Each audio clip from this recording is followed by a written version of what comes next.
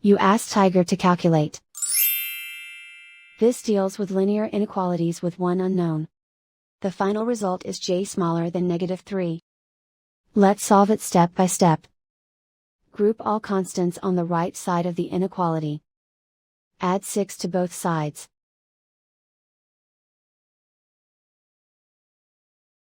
Simplify the arithmetic.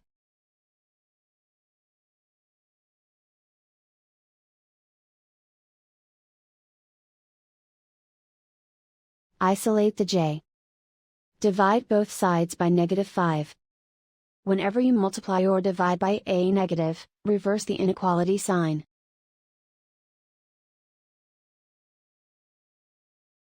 Cancel out the negatives.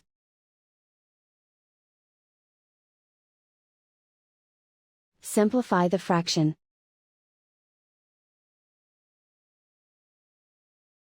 Move the negative sign from the denominator to the numerator.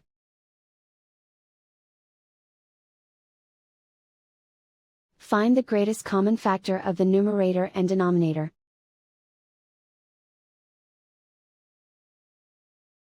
Factor out and cancel the greatest common factor.